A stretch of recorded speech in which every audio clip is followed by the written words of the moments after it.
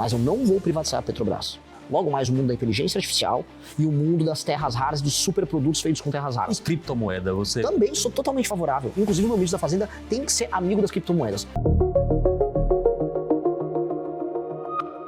Com um perfil também só fiscal.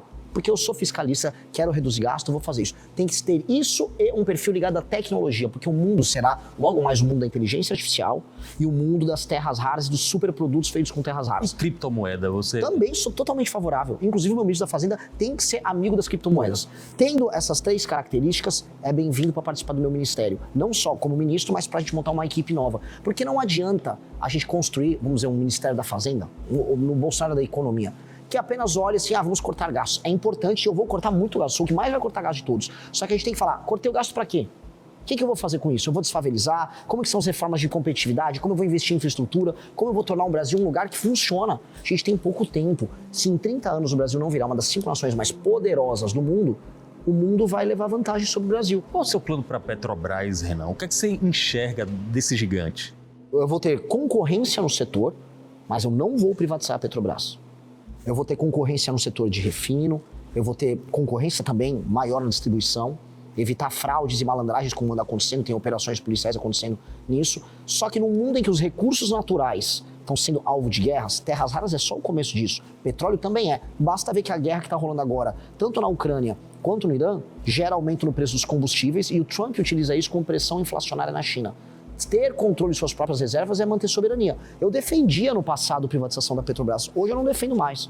Eu acho que nós não devemos privatizar a Petrobras, até porque vender a Petrobras significa o quê? Entregar ela na mão ou de uma estatal da Arábia Saudita, a Aramco, ou de uma estatal chinesa, ou seja, vai sair do Estado brasileiro e vai para o Estado saudita, para o Estado chinês. Renan não faz Santos sentido. Está conosco aqui no Linha de Frente, conversando sobre as propostas dele, que é pré-candidato à presidência da República. Muitas dessas propostas, algumas, podem ser tomadas por decreto presidencial, mas a maioria tem que ser por PEC, por projeto de lei. Tem que haver uma negociação com o Congresso e o Partido Missão, recém-criado há poucos meses, ainda não tem estrutura para eleger uma maioria confortável de parlamentares. Como é que será sua negociação com o Congresso Nacional? De maneira clara, eu topo compor com todo mundo que quiser de boa fé participar do meu governo. Eu quero fazer um governo de coalizão. E quando eu falo governo de coalizão, não estou falando só dos partidos. Eu quero conversar com todo o empresariado, eu quero conversar com os setores da economia brasileira inteira, eu quero conversar com a imprensa, eu quero avisar, eu tenho um plano de salvação nacional e eu preciso que todo mundo ajude. A minha maioria não vai ser só no parlamento. Eu quero conversar assim, tô aqui no SBT, eu vou no SBT, eu vou na Globo, eu vou em todos os lugares. Este plano de salvação nacional não é objeto de discussão. Todo mundo sabe que a gente quer viver num lugar em que a gente não vai ser assaltado. Todo mundo sabe que não está dando para o país pagar as próprias contas. Esse plano de salvação nacional é o básico. Eu não quero me promover com isso. Eu quero que todo mundo tenha um lucro político da gente salvar o próprio país e levar ele longe. Todo mundo quer que a gente explore as terras raras e que faça os produtos complexos baseados nisso. Isso não é motivo de discussão. Esquerda, direita, centro. Então eu vou chamar todo mundo para compor o governo comigo, para a gente tocar essa agenda. De maneira clara, sem problema nenhum. O que eu não vou aceitar? Malandro e vagabundo, gente que vai pegar, por exemplo, um ministério para fazer grana. Isso não vai rolar no nosso governo. Ao mesmo tempo, eu quero mudar a forma como é feita a política no Brasil, especialmente nos municípios pequenos, para mudar a lógica do famoso centrão. E aí eu tenho uma proposta que foi muito aplaudida na Marcha dos Prefeitos em Brasília, que é a Lei de Responsabilidade Gerencial, em que eu vou fazer com que o prefeito que administra bem uma cidade, ele é premiado, o município recebe mais dinheiro, mas o prefeito que administra mal uma cidade, ele não pode concorrer mais a eleições. E o fundo partidário, o fundo eleitoral, não é mais determinado pelo número de deputados, porque os deputados mandam em todo mundo, e sim pelo desempenho dos prefeitos. Prefeito que entrega educação, saúde, segurança, saneamento básico, ele determina o fundo partidário dos partidos. Aí você precisa mexer num chamado Pacto Federativo. Aliás, é uma reclamação, eu entrevisto muitos prefeitos aqui, é uma reclamação que as prefeituras aqui na Bahia, mais da metade, não sobrevivem com recursos próprios, tem que ser por repasse.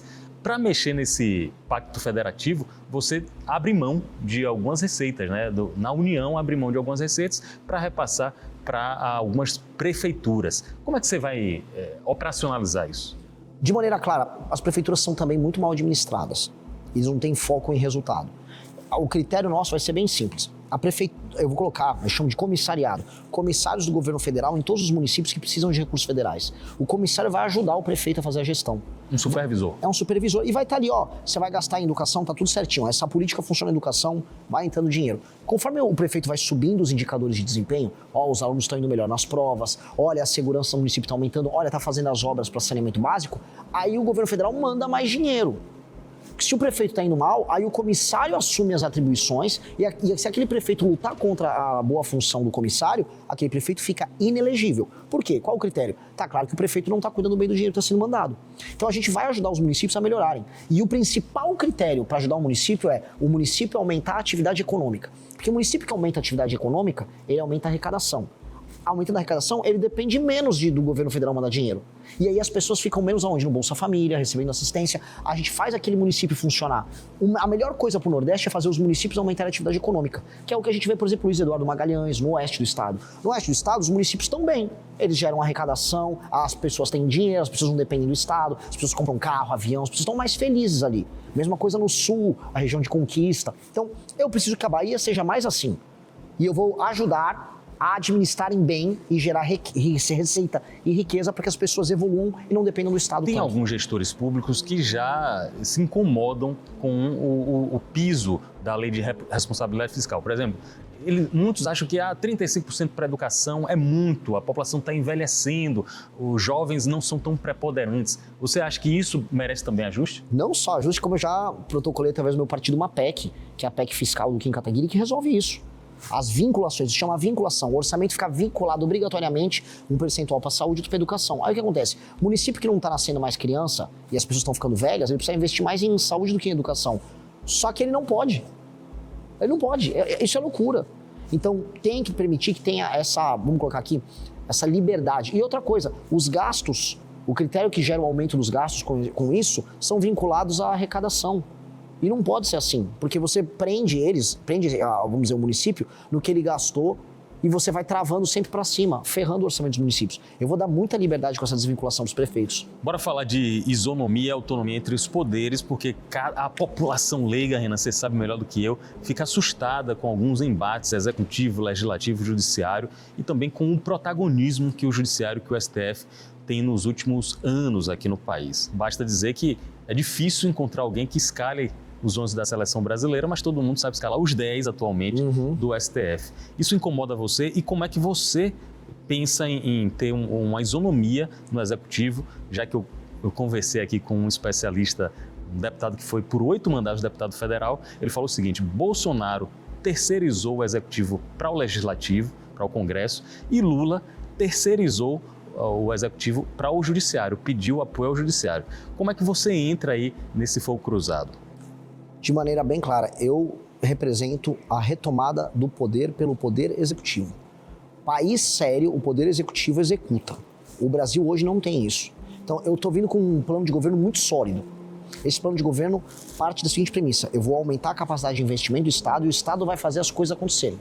Eu vou destruir o crime organizado em 1 ano, isso precisa ser feito em 1 ano, os brasileiros precisam se sentir seguros e andar na rua com o celular na mão, sabendo que não vão ser roubados, e só o Poder Executivo pode fazer isso.